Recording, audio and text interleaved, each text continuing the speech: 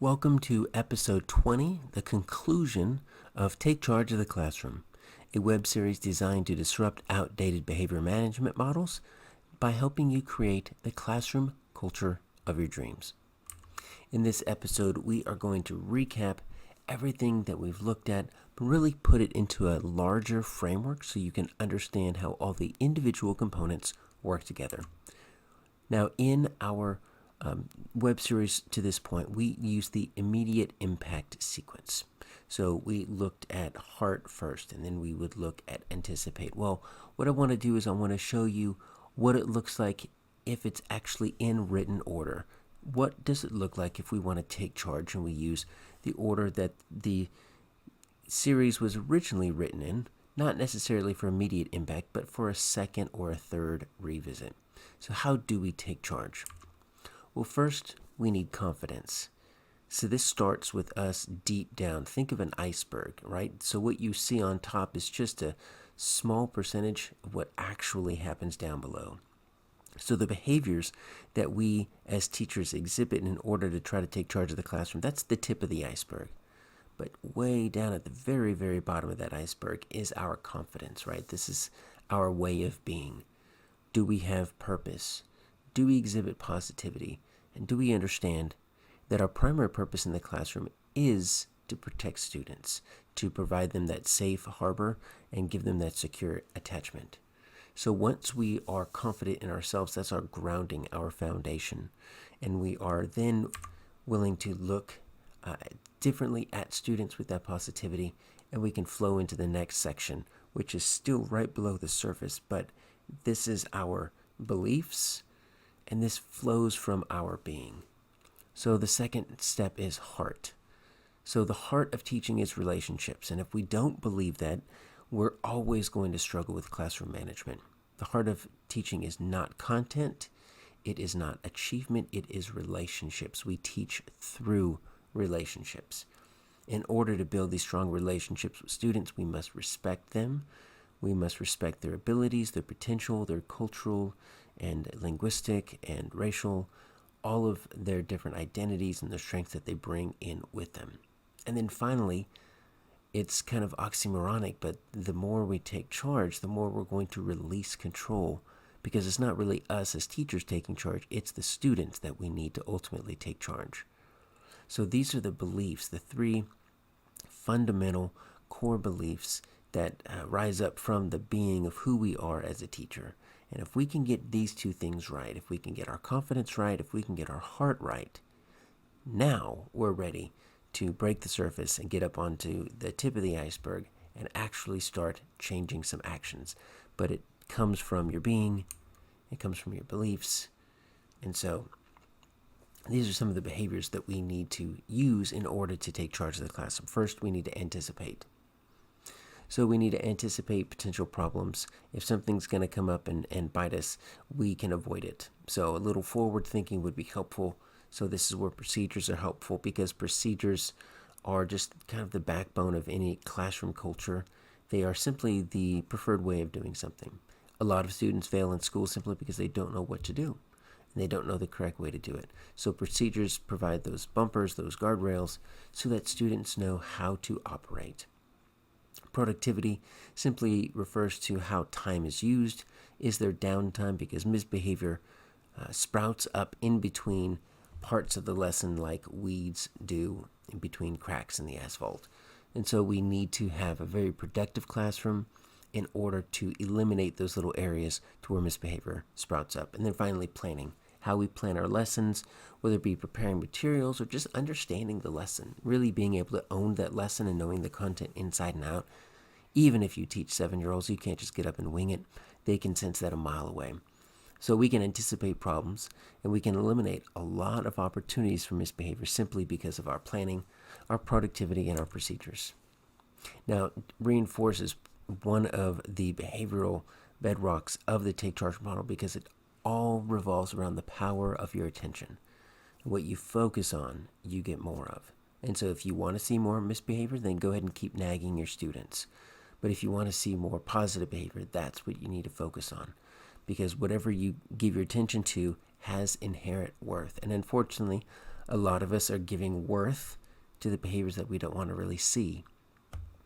And so we use differential social attention and we use specific praise statements to notice students, not judge, but notice students that are meeting our expectations, that are showing beneficial behaviors. And the more we use our attention to notice and to call out and to praise these specific behaviors, and the more we ignore attention-seeking behaviors, we can never ignore dangerous behaviors, but attention-seeking behaviors, we're going to train our students. And they're going to know that the only way to get our attention is to act correctly, is to meet expectations. And attention is a part of human nature that cannot be satisfied. It does not have a filling point to where we say, oh, that's good, that's all I need. There's no satiation point, as they would say in behavioral psychology. So we can always leverage the attention needs of students and of humans in order to get the behavior to look the way we need it to look. But we're not just noticing actions of students, we're also noticing their attitudes. So as we start to describe students' actions and we imbue them with these positive attitudes of they are helpers, they have a strong moral identity, they are the kind of kids that always works hard and does his or her best, we can also build some of these beneficial behaviors because we're giving them a peek into why they might be doing certain things. And so we're really speaking into existence some of these positive actions and attitudes, and we're using their descriptions in order to change the behavior of students. It's a slower process than simply nagging kids, but nagging kids, all that does is gives you a short-term compliance. Long-term, it's hard to jump off that merry-go-round. It goes around again and again and again.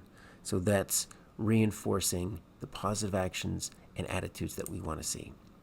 But then we also want to grow our students. We don't want to just stop the negative behaviors. We want to increase positive behaviors. And it could be emotional literacy. It could be empathy. We looked at that in the interpersonal phase. Or that is the intrapersonal phase. The interpersonal is how we're dealing with others. That's emotional literacy and empathy. The intrapersonal is the grit, the growth mindset, these skills that we want our students to be able to really foster so they can develop resilience. And then finally, intellectual skills like creativity, curiosity.